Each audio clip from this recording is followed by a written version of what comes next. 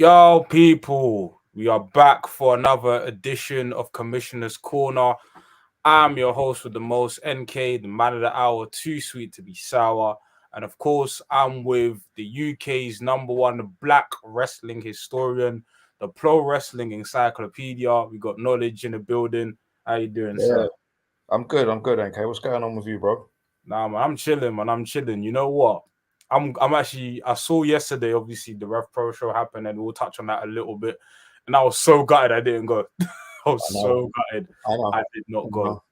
Crystal Palace, though, is just too far. It's just too far. I live near Southend, so going to Crystal Palace for me is just not Yeah, convenient, and I hate that venue. I'm just not a fan of it. I just never forget, because I've been there a few times, and it's just weird. Like I've seen Hangman come out there, and the Young Bucks and Cody, and it's like these guys come out, and then on the other side of the building, there's people like going to play badminton and swimming. It's just not good, man.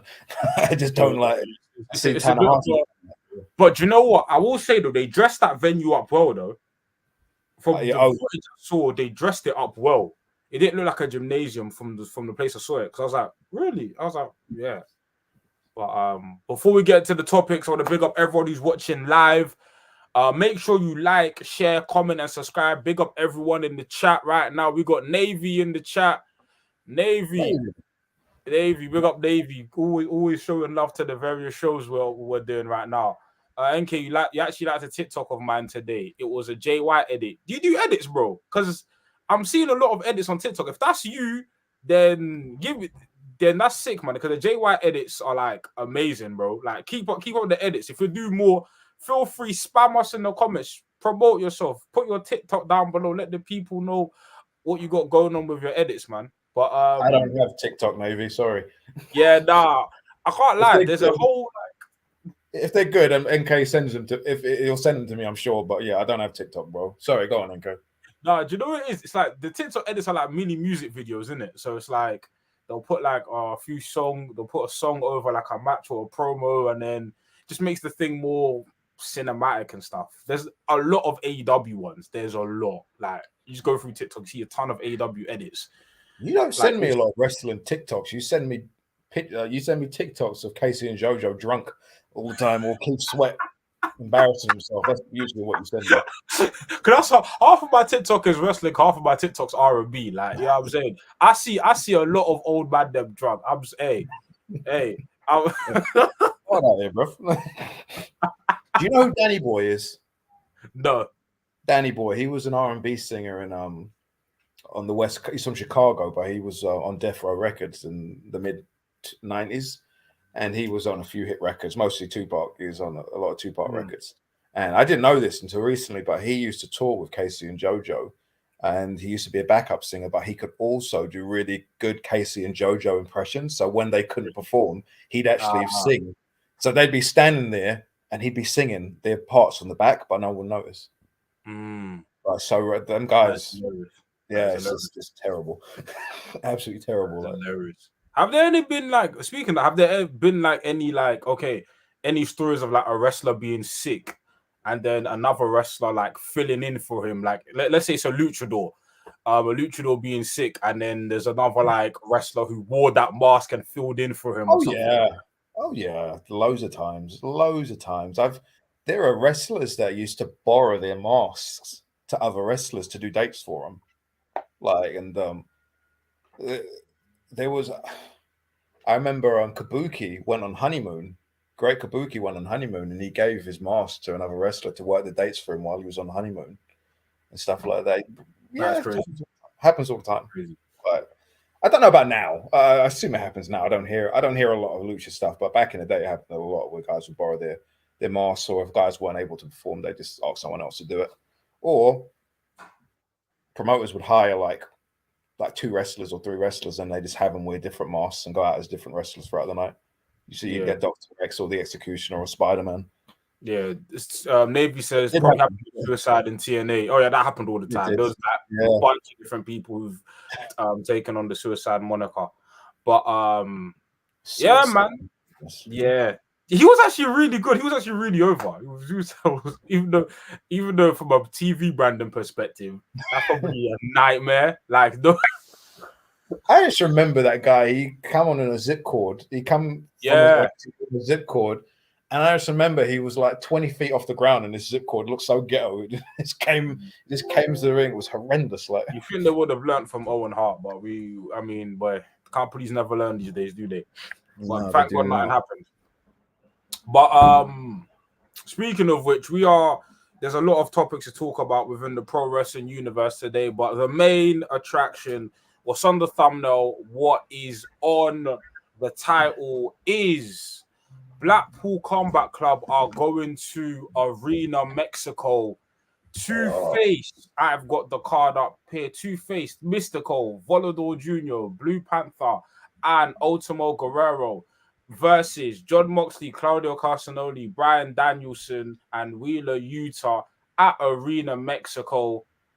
Boy, this looks like a very significant collaboration. Obviously, in the genesis of AEW, AEW was always sought out to be a company that was wanting to collaborate. Ooh, don't say the S word. You were right. Thank you. We will not get monetized. Thank you for reminding us.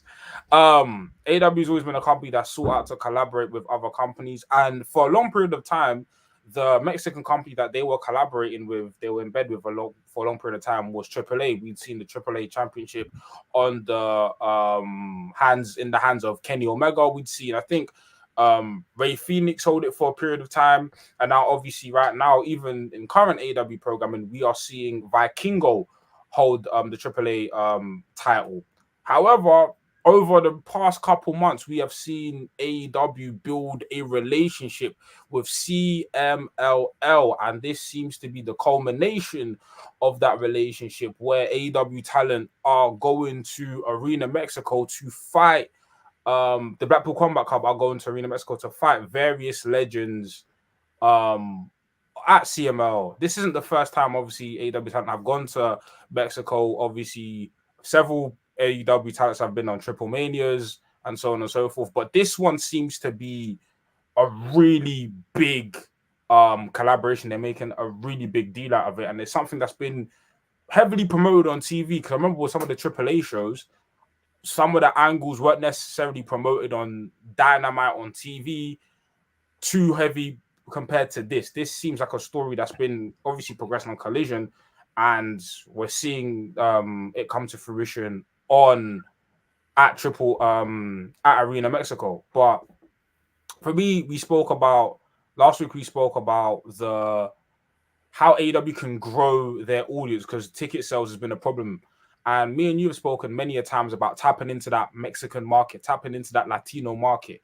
It's a very underserved market in wrestling. And we even saw, for example, in WWE's sake, when they did a Backlash in Puerto Rico, just how excited they were to get shows like that. And I feel like the Latino market in wrestling is a market that could definitely be tapped into, specifically the Mexican market, where having luchadors on your shows could absolutely boost ticket sales, because a lot of these people want to see themselves represented in shows, and Lucha Libre is a huge part of wrestling. So embracing a company like CMLL is a step in the right direction. But what do you think about the whole collaboration with CMML? And what would you say would make AEW lean towards collaborating with them versus AAA? I mean, CMLL right now, BT used to promote. Sorry, I'm just reading that. Oh yeah, go ahead. You could read those. Go ahead. BT used to promote AAA well when Kenny was the champ. BTE was popping back then. Oh, I used to like BT. I used to really enjoy BT. I haven't watched BTE in ages. I literally haven't watched it in ages. It's been the dark order. Yeah, I know. And a part of me thinks that the Young Bucks will get it back, but I don't think they will. I think that's it. I thought it was going to be an angle for a couple of weeks, and then it's just gone on and on and on. So I haven't watched it for ages. So I'm not really bothered. I'm sure it's entertaining, but yeah, I'm good. I've got too much going on in my life. But yeah, the CMLL relationship. I mean, right now, and CMLL are the hottest promotion in Mexico, and AAA have kind of they faltered a lot over the last little while. It's mainly due to the fact that I mean AAA have got these hot these hot lucha stars, and I mean don't get me wrong, AAA have got some young up and coming stars, but I think the issue was mainly Conan. I think Conan is I think Conan has been the issue with AAA recently. I mean In what I'm sense? not I think Conan is I think Conan has been very vocal in a lot of his opinions on professional wrestling, and he's one of these podcast hosts who he's kind of got a shock jock type podcast where they criticize a lot of AEW booking and stuff like that. And I don't understand why you'd criticize AEW booking while you're in a partnership with them. I mean, it's mostly the other people on the show, but he gets in there. He gets in Disco Inferno. He's got Disco Inferno on the show. He gets in Vince Russo on the show, and they bash AEW, and he sits there and he lets it happen. And it's just, I mean, if I was Tony Khan, I wouldn't want to be involved with a promotion that does with the booker that does that. And also Conan, I think, is an overrated booker anyway. I mean, he's a decent booker in the 90s. He used to try a lot of things, but I mean, he doesn't. I watched those shows, those AAA shows. I haven't watched them. I don't watch them as regularly as I used to do, but I watch those shows on, and I think they're horrendous. I think the booking's awful. I think they get the American commentators to stay at home, and they do the commentary from home, and it sounds awful. It's like Phoenix is done with them, and Penta still works for AAA. I think I don't even remember, to be honest with you. Penta still works for AAA, but for how long I don't know. They've got Vikingo, although he's in. I heard Vikingo got injured on the weekend, but I haven't followed up on that. He got a bad knee injury, but I don't know what that is. But it's obvious from what I see from AEW that Tony Khan is keeping that relationship alight just to get Vikingo once he drops the AAA title, and he'll get Vikingo in AEW. Then after that, I think he'll wash his hands with Conan. I think the Arena Mexico, I think the CMLL relationship will always be a lot stronger because of the relationship between CMLL and New Japan Pro Wrestling.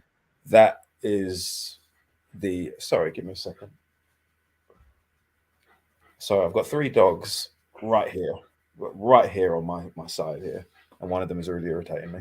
Yeah, the relationship between CMLL and New Japan Pro Wrestling is, I mean, that relationship has been happening since I think 1992. I think that's probably the longest standing relationship in wrestling, those two, and they're pretty solid. And I mean, Tony always had issues with booking AAA talent on New Japan, on shows with New Japan talent, and also getting it AAA guys on Forbidden Door, which is why Penta and Phoenix couldn't work Forbidden Door, and Andrade couldn't work Forbidden Door as well for those reasons. So it's just easier we're dealing with CMLL because you don't have those politics anymore. One of the things that came out over the weekend was that I know Dave put a report out that was incorrect. He said that no Mexicans could appear on any shows that CMLL wrestlers were on, which isn't true. Yes, which was clarified by Sean, I think, by Fightful, which they clarified on the piece where they said that's not true. It's just CMLL and AAA talent can't face each other, which is what we knew to be true, anyways. We knew that. We knew that anyway. But that's just how it is. I mean, AAA, that's how it was before. In New Japan, I mean, New Japan can't get other talent, AAA talents on their shows anyway. But I mean, it was the same thing previously when AAA guys couldn't work Forbidden. It's the same thing. I mean, the issues with CMLL and AAA they've been going on for a long time. AAA started in 1992. And what happened was Paco Alonso used to be one of the bookers at CMLL, and Juan Herrera was the other booker, and they used to clash. Juan was a very traditional booker. He was very not heavy into stories. It was mostly matches. It was mostly mask versus mask, here versus here. It was the basic stuff. And Paco Alonso was into story-based wrestling, and he was into more younger guys, and he really wanted to push the envelope in terms of what guys can do. So when they had an argument, Paco left the company and he started AAA. And when he left AAA, he took Conan, he took Rey Mysterio, and he took Psychosis, and he took Hoovy. He took all the hot young wrestlers that worked for CMLL. He took them with him, and he built his whole promotion around them. But then what really got them hot, I mean, the two promotions really going at it, was that they eventually got TV on the same channel. They were both on Televisa. Yeah. So you can imagine that this really created a lot of tension. And it's to this day, those promotions do not work with each other. Paco Alonso's been dead for a long time. And CMLL still don't mess with AAA and vice versa. And you know, it's not going to change either way anyway. So while we are here with Tony Khan flirting with AAA and CMLL, it's just going to be that way going forward anyway. But the match itself, I'm looking forward to the match because Bryan Danielson has wanted to wrestle in Arena Mexico for years, and he's wanted to wrestle Blue Panther for as long as I remember. I mean, he's been speaking about that match for ages, and Blue Panther's 63 years old. But I mean, yeah, I know. Give me a sec. No worries. While you're doing that, I'll address some of the comment sections. Yeah, please. Let me get rid of this dog. Go on. You know what? No worries. So Navy, remember that one legendary Triple Mania where everything went wrong? WrestleMania UK. And also TK using partnerships to secure talent down the line. I hear it. Business is business. I just know Conan fed Dave that story. TK the talent poacher. I thought Antonio Pena started AAA. Sorry. Yeah. What did I say? Paco Alonso. Yeah. Sorry, I've had one too many tonight. Who is that? SDK. I think that's Dell. Is that Dell? Yeah. How dare I? Holy shit.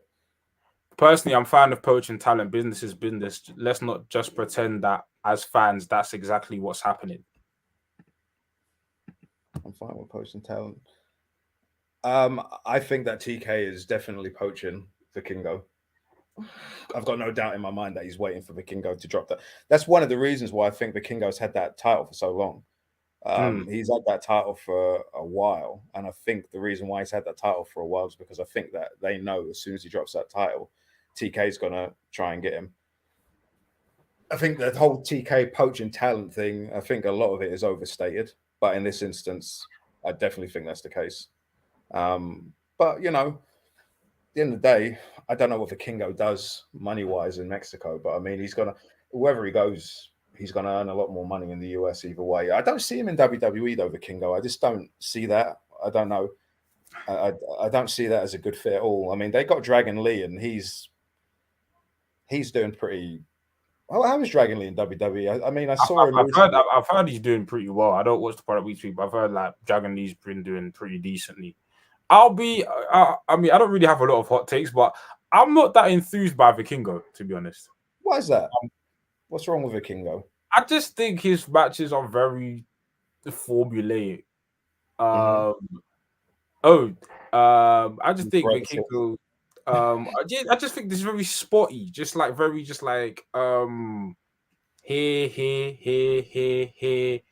I don't know. His matches don't move me. I can just always tell what's going to happen next. Like, he's a great talent. Like, I'm not shitting on the guy. I just feel like Vikingo doesn't really.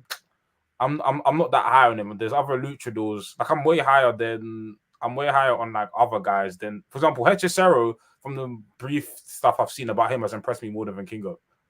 Yeah, Hechicero's been around for a long time, though. He's been around for a while. He's a totally different type of luchador. It's great, though, that so many people have seen him and they really want more of him. Like, I agree with this. Vikingo in AEW has been rubbish. Commander's been doing better things than Vikingo. I think Commander's just been a more dynamic wrestler for me. I feel like a Vikingo match, it's the same match, just with a different font.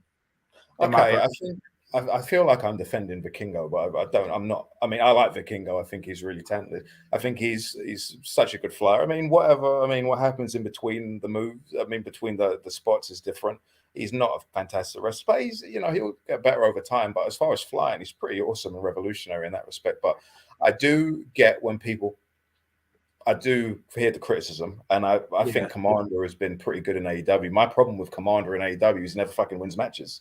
Yeah, and I think that's the problem with the luchadors in general in AEW. They don't win. Yeah, they don't. And you know what? I see people. Me and you have had this conversation before, NK, about Mexicans in America. Sorry, Mex's comment just made me laugh. We're getting Cornetti. We're getting Cornetti in this show. Oh my goodness, that's good. Gee.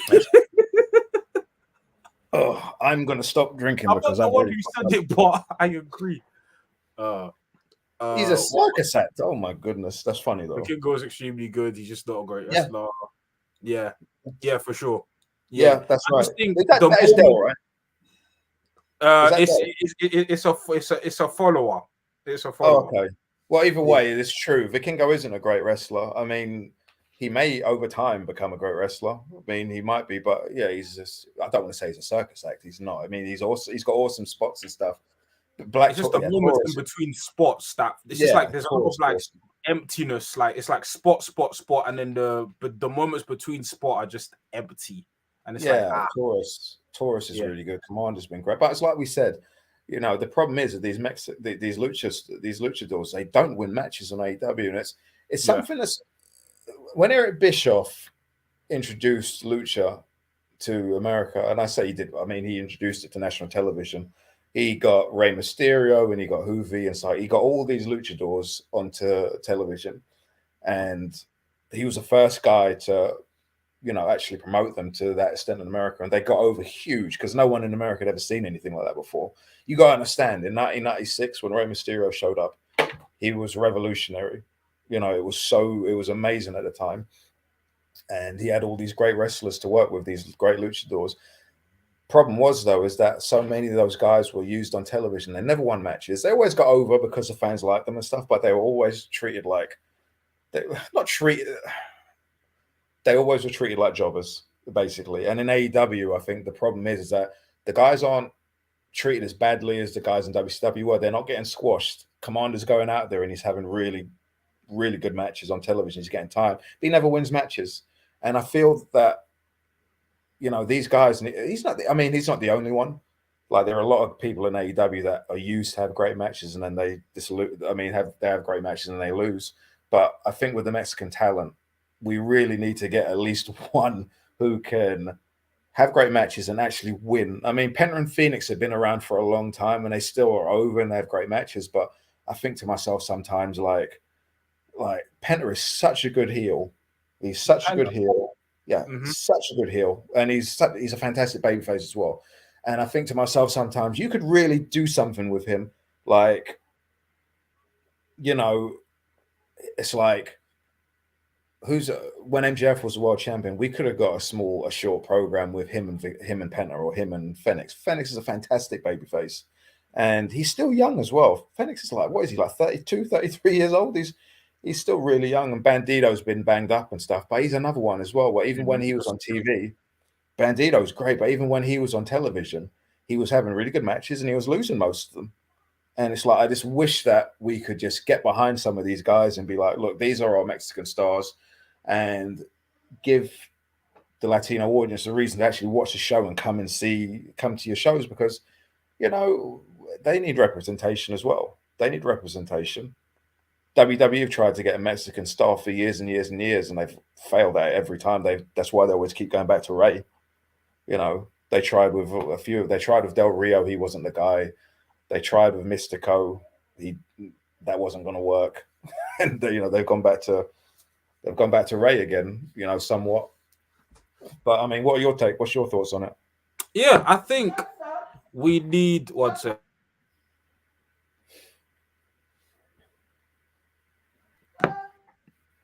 But I feel like when it comes to Latino stars, I just feel like that Mexican audience needs to be tapped upon, and I feel like with WWE, they tried to find this conversation happened on the podcast, but they tried to find the next Rey Mysterio, the next Eddie Guerrero. When AEW we're seeing a lot more of the stars, but they're not winning, and I feel like I was really excited when Rey Fenix got the international title, because I was like, oh, maybe this is something we could do something here, but it didn't last long enough. And obviously that was maybe due to injury, but I don't think Tony Khan wanted to push Rey Fenix with the international title anyways. That wasn't. He wasn't supposed to win that match. Yeah, he wasn't supposed to win that match anyway. So for me, it's like I'd say even with the CMLL relationship and stuff, that we're gonna get back to that, but even with the guys you have right now, I'd just put the Rocket on Penta and Phoenix. I think those two as like the base for like Lucha Libre wrestling, and even just putting like a championship on those two, and then keeping them showcased on a Dynamite, have them winning on a consistent basis is so important. Because my first introduction to Penta was through Lucha Underground. That was my first introduction to Penta, and he was at the top heel of that company. And his presentation in that company was sensational. And obviously, when AEW formed, I figured, okay, he might not be the tippity top guy, but he could be an excellent like mid-card championship. I think it's criminal that the likes of Sammy Guevara or Scorpio Sky had multiple TNT title reigns, but Penta didn't get one. Yeah, I think the tag team run that they had, I think they've always had a good run as a tag team in AEW. I think they've always been booked pretty well. I think that they're I think the matches have been pretty awesome as well. I kind of wish that they just put them back as a tag team and just have them have another run as as a top tag team again. But I do think that, I mean, when I was watching Penta a couple of years ago in AAA, because he had a really good singles run in AAA, and I was just watching him, I was like, man, this guy is such a star. His mask is awesome. He's got great. He's good. He's good in the ring. I mean, but he's just such an awesome performer. I think to myself, like, this guy. I mean, when AEW he turned into Penta Black, he turned into Pentagon Black, and I was just like, all right, cool. This guy gonna get something special with this guy. Maybe a heel run, and this didn't work out. And I just wish that they'd pick at least one guy, and just get behind him, and just be all right. This is the Latin. So, because I mean, when Mystico came in, they had Mystico come in, and they advertised him, and he sold like 1,400 tickets. He sold 1,400 tickets as soon as they advertised him. It's like there is a necessity for a Mexican star in wrestling and American wrestling in general. And it's like I just wish that someone would just really promote one of these guys to get something out of them, because that is a starving market. It's such a starving market. Tony Khan has got the CMLL guys in, and that's gonna draw well in the border states like Texas, and it'll draw well in certain parts of LA. But I mean, and that's great. That's something. But he needs to have his own guy. He needs to have his own guy. Who that is, I don't know. Part of me thinks Bandito, because when he comes back from injury, he'll be fresh. He's going to be fresh. Taurus is another one as well. I'm just like, he's so unique. He's got that awesome look. Get a charger. Keep going. Oh, sure. Yeah, Taurus, I think to myself, that's a guy that you can get behind. He's got an awesome look. He works so differently from everyone else as well. He can work with lots of different kinds of guys. And I think, okay, maybe Taurus.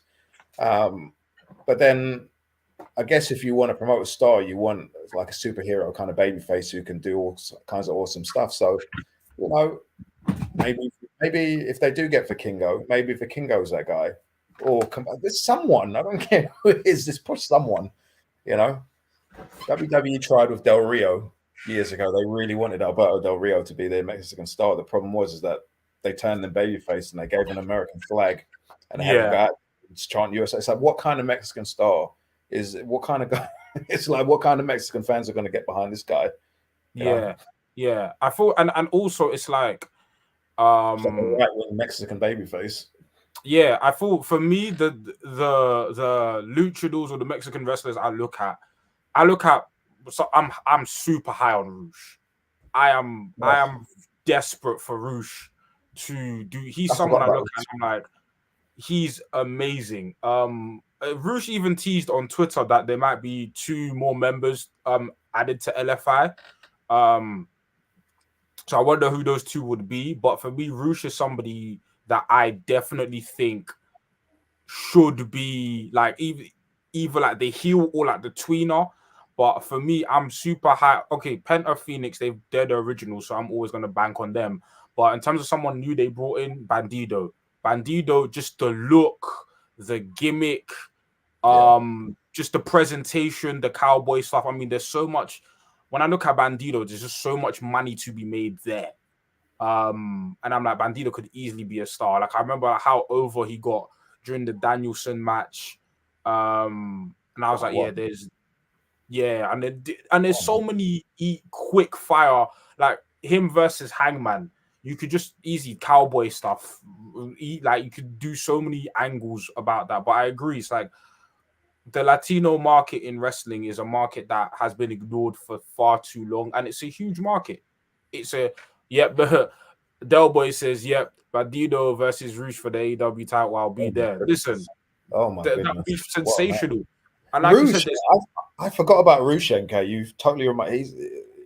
Do you remember the tweet that you read out last week of injured wrestlers? yes, AEW? he was one of them. Yeah, He was one of them. I totally forgot about Roosh. Roosh is another one who is a fantastic heel, and he's already a superstar, like a Mexican superstar anyway.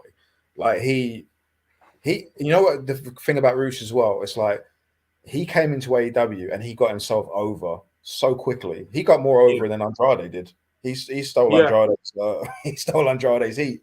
He got over that quickly. He's so good at so many different things. It's like the guy is such a star. If they wanted that's another guy they could push as a heel. That is a main event heel right there. If they want absolutely. main event heel, and he works. His style is so legit. It's so rough. It's like you see those matches with Moxley, and I mean, like the guy he's so unique as well. He's got a great look. His English is pretty good as well. Yeah. If that matters to people. I mean, I'm surprised that he never went to WWE because they wanted him and he picked AEW over WWE. But I actually Weren't expect there rumors about Roosh's like attitude? I know Roosh had a pretty like prickly reputation before the AEW, but since he's joined AEW, I haven't heard any backstage drama, and it's AEW, we hear about all the drama that happens there. But when yeah, he joined AEW, he did have there was definitely a lot of people looking sideways at Tony Khan for bringing him in because he's got a rep, especially when they teamed up with Andrade. Because you've got two guys together that are just, don't want to say negative, but they don't have the best reps backstage. But hey, he was on his best behavior. From what I haven't heard anything bad about Roosh in terms of being at AEW, and he seems to be pretty popular. People. Jalisco seemed had a terrible rep, but he's fixed that. Do you remember that match that Jalisco had at the Ring of Honor pay per view? And he was supposed to get pinned, and he got up. Yeah. It's stuff like that. It's like Jalisco. Yeah, that was right. Jalisco is another one who, and I forget he's there because once Roosh was off TV, we didn't really see LFI on AEW. Yeah. Did we? But I don't think we see him anymore. Yeah. How far? Okay, so obviously we're getting the Arena Mexico show with CMLL. Do you think they factor into Forbidden Door? And do you see how far do you think this relationship goes? Is it a thing where it's a one and done for now, or do you see the relationship being a really fruitful one, given the fact that, as you highlighted, they have links to New Japan? Do you see some CMLL guys in even the Continental Classic going forward? Well, you'd hope so. I mean, AEW actually advertised. Well, they don't want to say they advertised, but I mean, they mentioned the match coming up at Arena Mexico. They mentioned that really early into Dynamite last week. And what's Mex saying? Roosh is another person who refused to lose to people, LOL, but AEW paid him TV bucks, so he is on his best behavior. He did jobs in the Continental Classic. He did quite a few of them. Yeah. So, I mean, a lot of guys will do jobs if you pay them. Yeah, I'll do a job. You pay me this much, I'll do a job. It's fine. Yeah. I don't know what he did in the Continental Classic. I think he lost 4 matches in the Continental Classic. Do you know what's so weird about the Continental Classic? I think me and Mex said this, where you gave Andrade such a push. Oh my god! During the Continental, but then there were guys like Roosh or even Daniel Garcia, or guys where you expect them to be around a lot longer, and you did not nothing with them, but you did why Andrade? Okay, here's the thing. I tell you what I was told by someone. Okay. I was told by someone works at the Observer, isn't Dave Meltzer, but I was told that they were on the impression that he was staying. That's what I was told. I was told that they were under the impression he was staying, and it was seen as a surprise when he told them that he was out. I think the impression I got was that I don't know if he gave him his word that he was staying, but they were under the impression for whatever reason that he was staying, and that's why he has such a strong showing in that tournament. Now, I don't know how they came to that conclusion. I really don't, but that's what I was told. Yeah, that's very strange because even us from the outside looking in, we could see from a mile away, like He was he's out. He out. was gone. He's out. He was gone. Of course he Like, was. Yeah, he was gone. I was going to say though, going back to the yeah. relationship, I would hope that Bryan Danielson gets his Blue Panther here versus here match that he's wanted for so many years. He's wanted to lose his hair to Blue Panther for at least a decade. So it wouldn't surprise me if that was on his bingo card for the year, was to lose his hair in Arena Mexico. Speaking of hair versus hair, there's been a lot of like classic hair versus hair matches in Mexico and in Lucha Libre. What's the like? Is there cultural significance? What's the significance of like the hair versus hair, especially matches in Lucha Libre? Like, why is it such a big thing? Well, the thing is, the main match in Mexico is mask versus mask. Yeah, that's going to be your biggest match. But then once you lose your mask, you can't ever put it back on again. You can't ever do that again. So the hair became the next best thing. And the best thing about hair was that you could do it over and over again. So you can always, yeah. No. Dale says Danielson versus Templario. I haven't watched it yet, but Mystico against Templario from Fantastica Mania, I think it was yesterday, it was supposed to be really good. I need to check it out. I will check it out in the next couple of days, but I heard that was an excellent match. Yeah. In fact, everyone in the comment section, if you are familiar with CMLL, because I am not the most familiar, I'm sure knowledgeable on the show right now, but recommend some like marquee matches or some people who are currently active that you think I have to check out or people have to check out.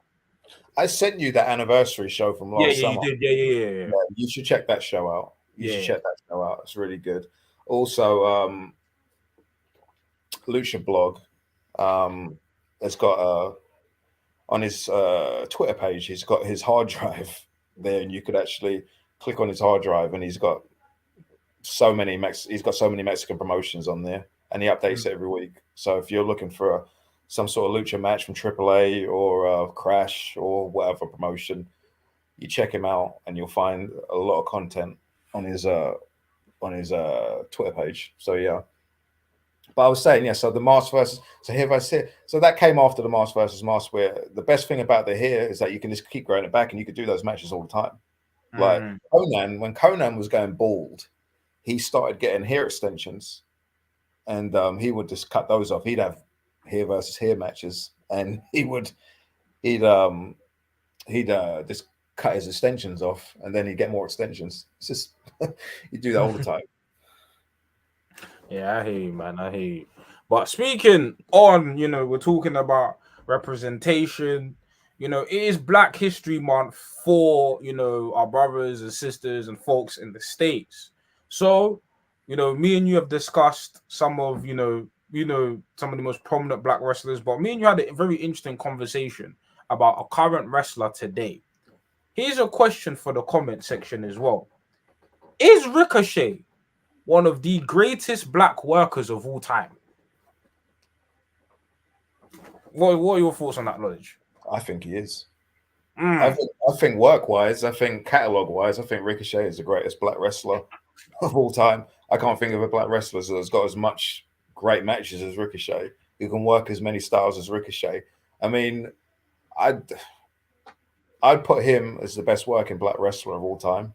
I mean, there are other great Black wrestlers too. I think Scorpio maybe. Scorpio was a great wrestler, but he was very sloppy, very lazy. Like Scorp would always have good matches when he fancied it, or when he was in the ring with somebody who would make sure that he had to have a good match. But a lot of the time, he was pretty sloppy. But Ricochet up to whenever he went on the main roster, like he was a fantastic pro wrestler. Like I said, he could work so many different styles. He could work lucha. He could work strong style. He could work. What we got here? Yeah, in the ring, I would say Ricochet is definitely the best. Too See, cold. they'll think Scorpio's second. See, Scorpio is another guy who can, like, he come along at a time when, you know, people talk about the era of Benoit and Eddie and Malenko. The one that people don't talk about is Scorpio. He was up there with them. He used to do the New Japan tours with those guys, and he was working Mexican dates with those guys as well. He used to work European dates for CWA as well. And he learned so many different styles. If Scorpio would have come in another era, he would have been a lot bigger star. I think one of the issues was that he was black. Unfortunately, that was going to be an issue back then. Paul Heyman was probably the first guy that actually got him in and booked him as a top guy in ECW, and his color wasn't a factor really. Before any other promotions got him, they never done well by him at all. But he was a hell of a wrestler, and he's one of these guys that hasn't got his fair due over the years. Too Cold Scorpio, just super charismatic, and he's a big guy as well. You've seen work, and people think, you know, he does this move, but he was a big guy. It's like he's like 240, and he's like 6'2", 240, like big guy.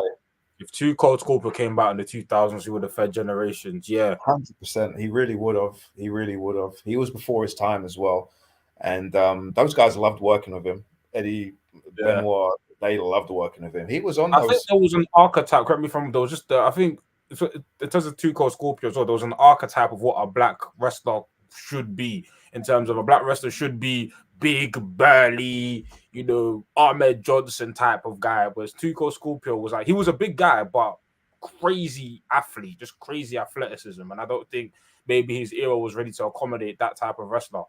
Yeah. I mean, and also he wasn't a clown either. Yeah, when he wasn't a clown. He was a tough guy. Scorpio was a tough guy. But even when he went to WCW, because Cowboy got him in, and Cowboy really liked him because he was a, you know, athlete, tough guy, and he was really unique in the ring as well. But even Cowboy didn't push him like beyond a certain level. Cowboy, for whatever reason, was still into Tony Atlas and Ron Simmons and Butch Reed and those guys. He was really into the Ron Simmons, and he even got, like I said, Tony Atlas brought him back, but he got Scorpio, and he was a big fan of Scorpio. But then WWE got him, and Jim Ross got Scorpio in because he was a big fan of him, obviously, and they gave him, it wasn't Jim Ross, but they gave him he was a pimp. Flash Funk, his name was. He was a pimp. He was a 1970s blaxploitation pimp, and he just did jobs. It was such a shame as well because he'd show up on TV and he'd look so much better than most of the guys on the road. This is the 1997 when their roster was so shit. It was like the Godwins and the DOA and the Bariquas and all these guys. And then you got Scorpio at the bottom of the card doing jobs for Billy Gunn and the Sultan and these guys. But he was a hell of a talent. Yeah, man. Yeah, if he came up wrong generation, if he came about in the 2000s and was touring the AJs, like Dale said, imagine if he came about in the 2000s, indie born against AJ Punk, Red, Kenta Marufuji, yeah, that would have been crazy. But in that era, he was bigger than them. He would have got a shot in WWE way before they would have. Yeah, way before they would have. But I mean, yeah, Scorp was one, another black wrestler that I look at, and I think it's Butch Reed. You ever see Butch Reed wrestle? No. Oh, big guy. Butch Reed was massive. He was like 6'4", football player. He was a rodeo champion as well, randomly. But he was such a good wrestler. He used to do these hour matches with Ric Flair. And you know what? He was a black wrestler in the 80s, and people actually thought that he had a shot at being an NWA champion. That's how good he was. Oh, wow. Which you think about that. I know there was a lot of politics back then, but Butch Reed, there were people that legit thought that Butch Reed could have been an NWA world champion. He was that good. He was decent promo, and he always worked hard. And Cowboy had him in Mid-South for years and years and years, and he was always one of Cowboy's top guys. But he always worked. He had great matches with Ted DiBiase back then. The Ric Flair, I know I'll talk about these matches again, but Ric Flair and Butch Reed had such amazing chemistry together because Ric Flair would bump for Butch Reed for an hour, and he'd get thrown around by Butch Reed, and Butch Reed could take those chops. And it's like such good matches. What about you? What do you think? Who are your In top wrestlers? terms of top black wrestlers, obviously I mentioned like Ricochet. I think you know what? Someone I have like I think he's still very young, but I have a very high ceiling for him. It's just the stop and start nature of his career, Leo Rush. In terms of a worker, as a worker, just the stop. I think when I first came across Leo, I was like, yeah. And Leo is still great. It's just the stop, the starts, the stop, the starts, the stop, the starts. And it's like, I don't know. Obviously, he had a shot in WWE, he had a shot in AEW, and for various reasons, they didn't work. But I look at Leo, and then obviously another person that I have to mention. I mentioned shameless plug. Go watch the list. I mentioned her on the list, Miss Aja Kong. I'm sure you could have like, provide more insight, but you know, I've seen there's still a lot of Aja Kong's work I need to go through, but I've seen a lot of the legendary matches she's had with Manami Toyota, and I've just looked at the Tokyo Dome match they had in '94. They had the one where they sold it out, right? They near sold out Tokyo Dome in '94. Yeah. It's an 8-hour show, and she had this match with Toyota, and it was just absolutely incredible. It's just those Joshi matches. Even with watching through with modern eyes, they not only do they hold up, they are better than some matches. Most matches you see on TV today. Oh yeah, they were so ahead of the time. The women nowadays are still like the Western women are still catching up. Yeah, like they're still trying to catch up to that level. Like Aja Kong and Bull Nakano, especially Bull Nakano. Like Bull Nakano had a great look, and Akira Hokuto was such a great wrestler. There were so many. Like Atlas has been going through. Atlas was going through All Japan Women. He was just watching loads and loads and loads of All Japan Women. He was in awe of how great these matches were. matches clear a lot of modern wrestling. They do. They really do. Honestly do. It's scary how innovative they were and how ahead of their time they were. But like speaking of like just speaking to Aja Kong, like talk about like just the impact like she made in terms of like how much of a draw she was, how much of like we know she's an amazing wrestler, but just talk about like the impact of like Aja in general.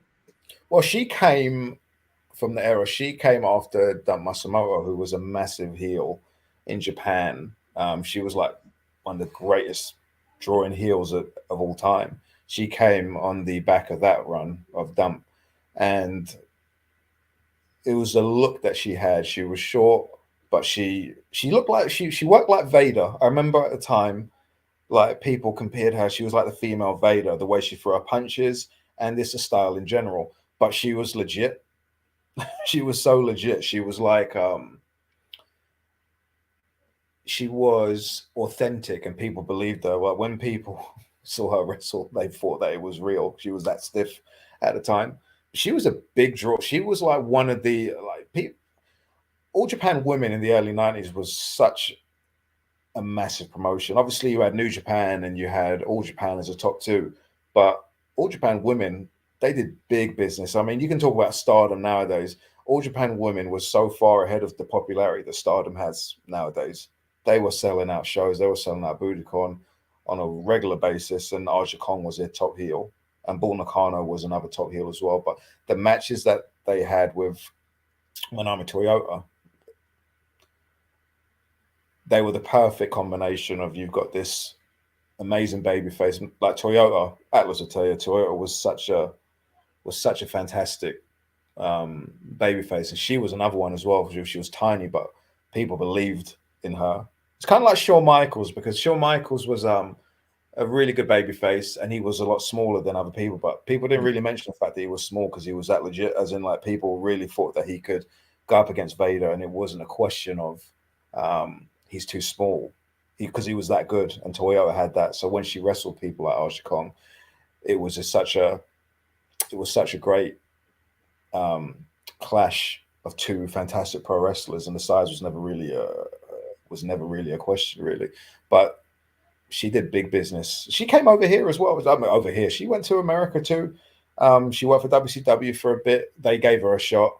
It's just women's wrestling in America. It just wasn't something in the mid The 90s. landscape wasn't ready to welcome No, them. they weren't ready. They weren't ready. And she came to when WWE had the women's division in the mid 90s, they had Medusa as their champion. And she was really pushing to get Joshi women in the company. So they get a few in. She had a program with Bull Nakano that did really well. They got over big those matches. But she wanted Aja Kong. So JJ Dillon got Aja Kong and a few other women to come in, All Japan women to come in. And Medusa was pushing for a program of Aja Kong. So anyway, they do this match on live TV with Aja Kong and Chaparita Asari. And in the match, I mean, they told Kong not to be too stiff. And she was like, yeah, cool, whatever. Anyway, they go in there and they have an All Japan women's match. And she gave Chaparita Asari the spinning back fist and broke Asari's nose. Yeah. And that was when Vince McMahon said, we're done. I'm not having this anymore. Fired Medusa, got rid of the belt. The belt never came back for years after that. And yeah, that was that. She worked at AEW. She was Aja Kong was on the first AEW show. She was on Double or Nothing. Yeah. Yeah, I just remember that. She was in the first Double or Nothing, yeah. She was on the first AEW. No, that was awesome. But yeah, she was on Double or Nothing. Aja Kong's appeared in many different places. I remember I tapped into Aja Kong because of, ironically, Awesome Kong. Obviously, Awesome Kong modeled her career, modeled herself after Aja, and I've spoken very candidly about the inspiration. So I saw what Awesome Kong was doing with Gal Kim in the TNA Knockouts division, and I was like, who's the person that inspired her? And then obviously I went back and I saw. But yeah, some of those Joshi tapes are just like, she's half black. Her dad was she's half black. Yeah. Soldier. Yeah. Black history, black wrestlers. We could talk about them for ages. You know, there's so many. I always feel like we talk about people like Booker T and The Rock. I feel like we're wasting our time. Not that they don't deserve any adulations, but I feel like people talk about them all the time. You know, it's the other wrestlers in history that were really good and people just forget about, unfortunately. Or even like a guy like Ricochet, who I don't think people understand how good he actually is. You know, he's been. I was told today that his contract runs out this year, and his people are letting that be known that his deal runs out this year. With Ricochet, people don't understand. So some of the people we consider as the best in the world, or the best of the world at some point in time, the Kota Ibushi's at one point in time, the Will Ospreays. Now, Ricochet was with them, and arguably at points in time was better than these guys. I remember watching Kota Ibushi versus Ricochet, and Kota Ibushi's phenomenal. People who know me know how much I love him, but Ricochet was slightly better than him in that match. Will, obviously, when he came on wrestling, spoke about how much of an inspiration Ricochet is, and obviously, I get that, you know, character-wise and promo-wise, Ricochet is not up there, but as a worker, I feel people don't, and even myself included, sometimes I forget how great Ricochet was and still is, but obviously it's in a different environment. But when, like, it's weird, obviously you can't change the future, but yeah, Ricochet is better than Seth for me. I agree. It's just I agree with that. I say that like Seth is bad. Seth's really good, but Ricochet is a different level. In saying that, I don't know what Ricochet. I don't know what he's got left. I don't know if he's got in him anymore because you know, if his deal runs out this year, he's not going anywhere for a start anyway. But even if he did go somewhere else, I don't know what he's got left in him. It's like, let's say he went to AEW and they were like, okay, you go to AEW. Well, I mean, what's he going to do? I mean, there's guys there that are really good, you know, and it's like, he hasn't worked at that top level for how many years now, you know. But that's the same. Remember, we had the conversation about Claudio and Danielson. I was talking about Claudio. Yeah, so I feel like about Claudio.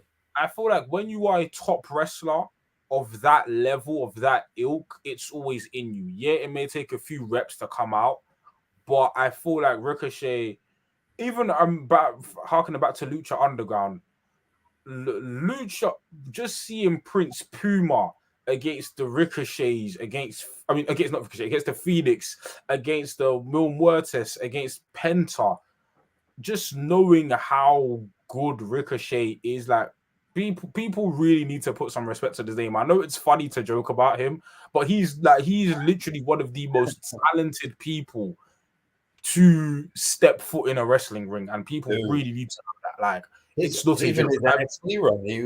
He had some good matches in NXT. Yeah, some really good matches in NXT. Like, he's a hell of a wrestler. It's a shame that when I think of guys in WWE, like the best wrestlers in WWE, I always forget he's there. Always forget he's there. And yes, I do think he's better than Seth Rollins, you know, by pound for pound by a big margin. And I think Seth's pretty good, but he's not at Ricochet's level.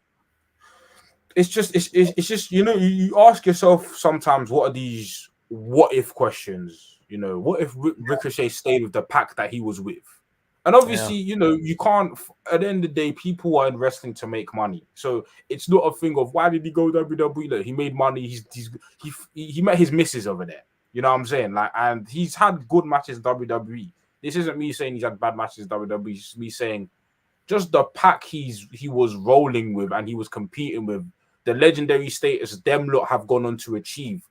100%, if he was still around them, he would have been right there with them in terms of like having that notoriety amongst the purists, because Ricochet is that guy. But sometimes, even this conversation, we have to remind people how good Ricochet is because of some of his other deficiencies.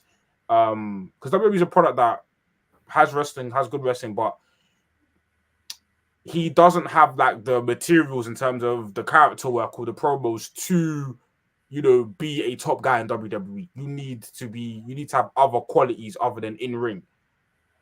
But yeah, I still think Ricochet's definitely got it in him. I still think once you are that level of talent, it doesn't go away.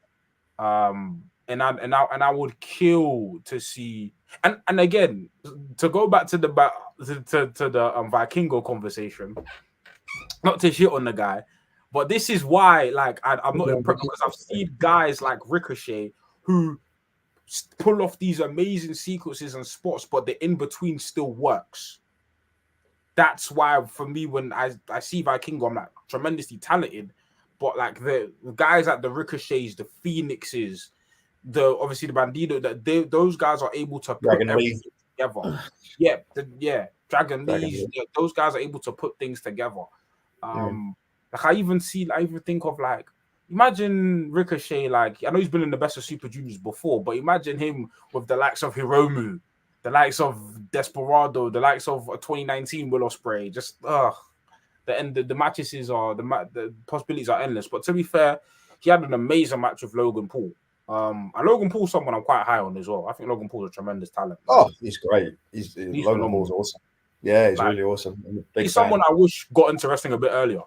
He would, I know a lot of people don't like him, but I have no idea about Logan Paul. I'm not from that generation, so like, I'm not tainted. I don't have much negative opinions about him or his brother, but I really like Logan Paul. I think he's a hell of a wrestler. Yeah, but yeah, I do agree with you when it comes to like spotlighting black wrestlers. I get it. The Rock, the Booker T's, they get spotlighted for a reason because they're the most notable, they're the most famous. But like, there are so many talented black wrestlers up and down the industry, and even now, as we're seeing today. Obviously you can turn on any channel, whether you go to WWE, you see Bianca Belair, or you go to AEW, you see Swerve. Her husband's really good too. What, Montez? Yeah, Montez is really good. Yeah, Montez is really I like Montez. I like him too. He could be a top guy at some point.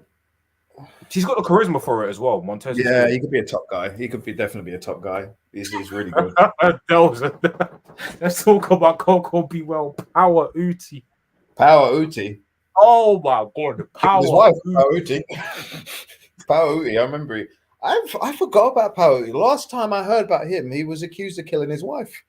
And Jesus. Yeah, I don't know what happened there, to be honest with you. Billy Jack Hayes was I don't know if you've paid attention to the news, but Billy Jack Hayes was another wrestler who worked in the 80s, and he has been accused of killing his wife last week. But yeah, Power Uti, last time I heard about him, he was accused of killing his wife. But you know what? Yeah. I tell you what, hold that yeah. thought. I'll come back next week and I'll talk about what's happened with Power Uti since then. But All right, cool. Coco Beware, I tell you what, Coco Ware was a fucking really good wrestler. And people, you know what kills me about Coco is that people think about the WWE run where he's a clown or whatever. But before then, he was a really good wrestler.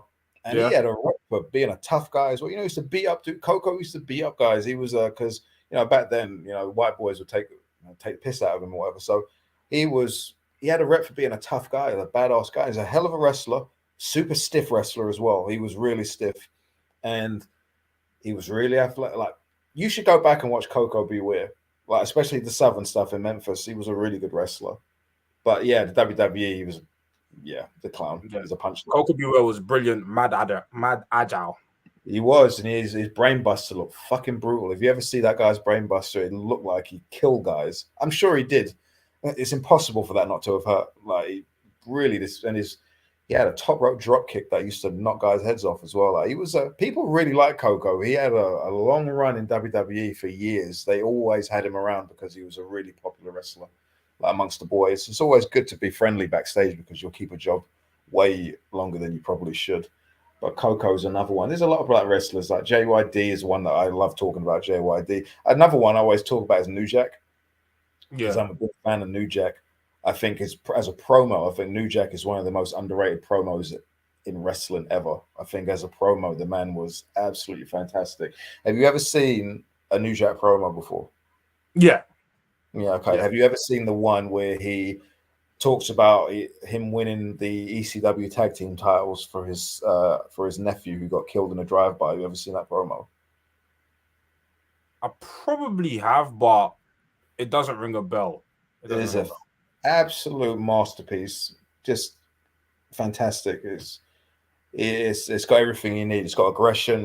He's so emotional talking about this kid, and you just wanted him to win that title. Maybe. I mean, I wish Monty Brown could have reached this potential. Monty Brown was another super charismatic guy as well. He was in WWE for a bit as well. He had his name. They gave him another name, but I don't think they saw much in him in WWE. But he did. He weren't around for long. He had to go and look after his sister's children. I think she passed away. Yeah. But what an admirable guy he was to do that. He gave up his career for his family. That's Marcus Corvon. Yes, Marcus Corvon. Yes, the Count. Marcus Corvon, his name was. WWE had a lot of guys. I remember, obviously, the Pope D'Angelo was Elijah Burke. Elijah Burke. Yeah, they had another one who should get some notice. Bob Sapp. Bob Sapp was a big draw in pro wrestling. He's one of the biggest drawing black pro wrestlers. No, Bob Sapp is one of the biggest drawing pro wrestlers of his era. People just don't remember or they choose to ignore him. But Bob Sapp had a hell of a run in Japan. He was an IWGP heavyweight champion. Yeah, Bob Sapp. He main evented Tokyo Domes. Do you know? Yeah. Bob Sapp. Do you know what it is? Yeah, Bob Sapp. Like, I remember, obviously, my introduction to Bob Sapp was obviously during the Pride stuff where he basically be doing jobs. So I saw him as an MMA guy, but then obviously it's like when you go back and look at the history of him, in actual professional wrestling, he's a documented guy, man. He's another guy that needs to get his flowers, and he's very famous as well. He was very famous in Japan. He had singles. He had he had songs. He had merchandise. He had sex toys in Japan. Bob Sapp. He had all sorts of stuff. He had what? Sex toys. He did. He was a big deal it was a flash in the pan though. He was a flash in the pan, and he wasn't around for that long in terms of at that top level. But he had some of the biggest TV ratings in history. His match with Akabono at the time was the biggest MMA/boxing/wrestling match of all time. Oh, really? I thought his name was Bobu Sapu as a child. I feel so ashamed because of the commentary. Yeah. He had you should go back and watch his K1 fight with Ernesto Hoost, Mr. Perfect Ernesto Hoost, who at the time was probably known as the greatest kickboxer of all time, and Bob beat him. And mate, drama. Drama, man, and it's fun. It's purest form, like that match. absolutely fantastic. Fantastic. Before we head out, are there any like backstage figures in in black backstage figures in professional wrestling that you think are noteworthy? They they don't necessarily have to be a booker, just anyone who wasn't in ring Yeah, wrestling that you thought was like yeah. notable. Ernie Ladd was wrestling's first black booker. The big cat Ernie Oh. Ladd. He was he worked for Bill Watts, and he was Bill Watts' main booker for years. And Ernie was a main event wrestler. He was first ballot Hall of Famer. Ernie Ladd, like big star, really good promo as well. And him and Cowboy were best friends, and he was pretty successful as a booker. And he was the guy who, oh, I don't want to say it was him, but he was the booker that pushed JYD to the main event level in Mid South and helped create that superstar that was a Junkyard Dog. Although, like, I don't want to give him too much prop because he was a Republican and he like they tell me I used to hear he used to hate on niggers a lot, like nigger, like he'd hate on black wrestlers. So you know what those guys are like. Yeah, But, politicking. yeah, but it's like he would. I remember story about him booking JYD in a 10-minute match against I don't remember who he booked it. I don't remember who it was against, but he booked JYD to have a 10-minute match, and JYD he couldn't do 10-minute matches. So it's like he used to do stuff like that, and Cowboy would get pissed at him for trying to expose JYD because Dog can't do that. You have to have 30 seconds a minute. It's like he can't go out there and do 10-minute matches.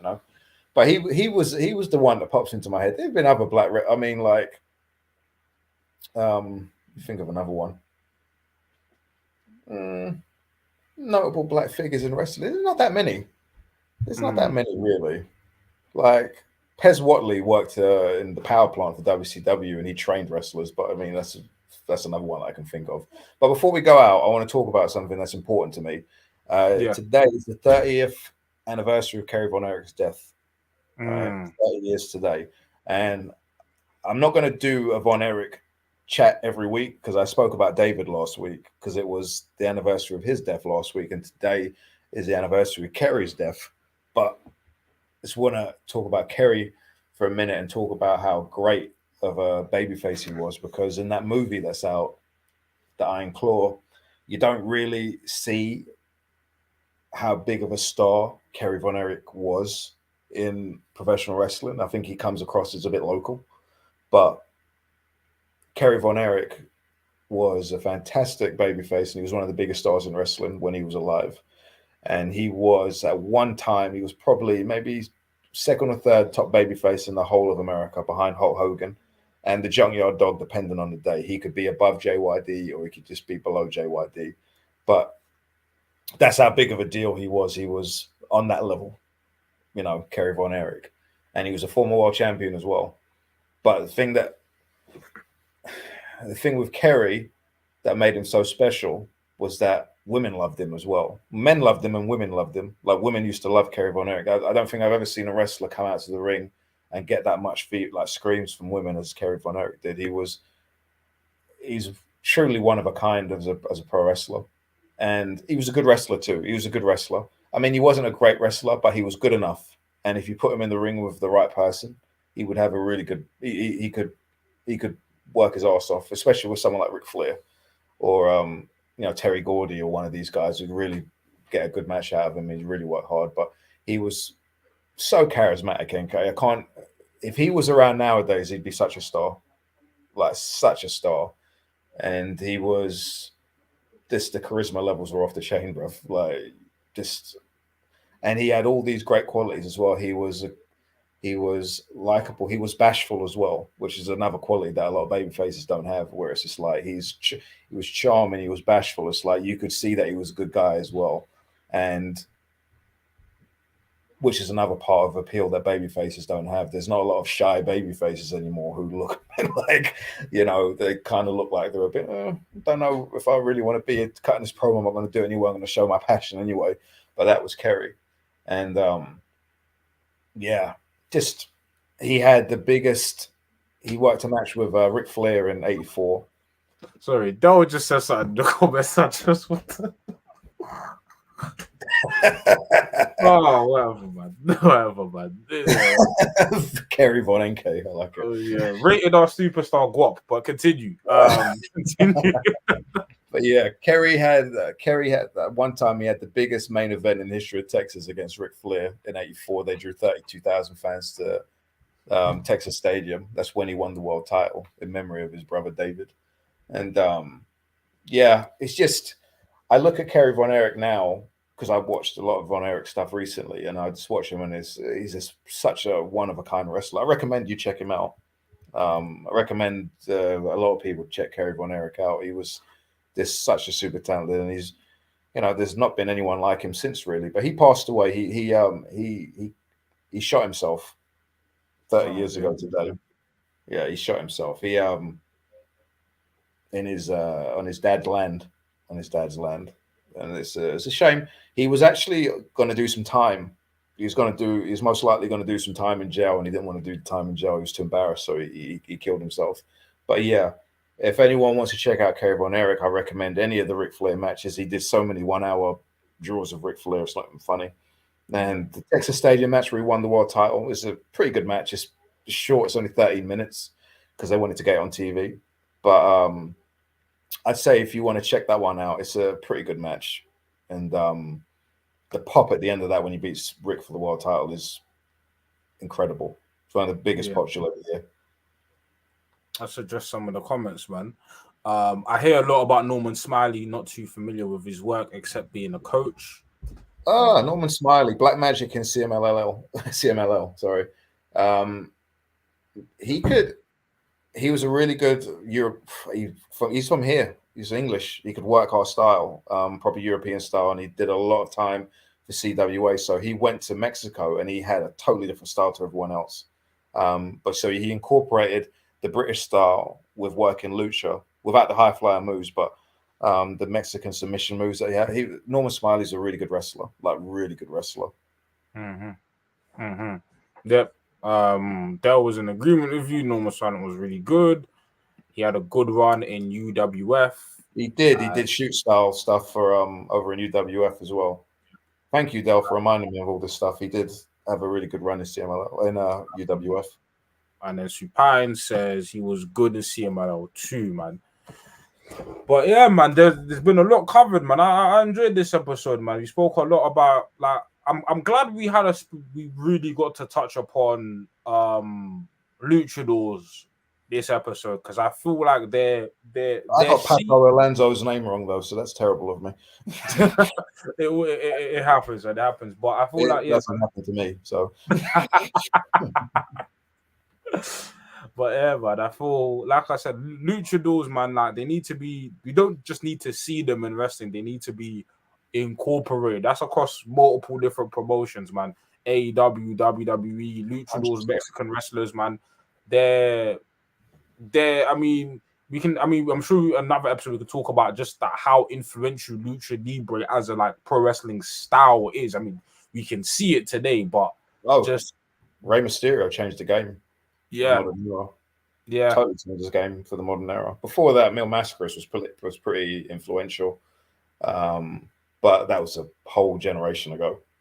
Ray came along and totally changed the game. Yeah, for sure, man. But yeah, man, luchadors, non-luchadors, just Mexican wrestling, Latino wrestling, even help. And we segue to black wrestlers as well, man. Listen, when we have these discussions about who's the greatest black wrestler of all time, the names we always say are fine, they're dandy, they deserve their flowers.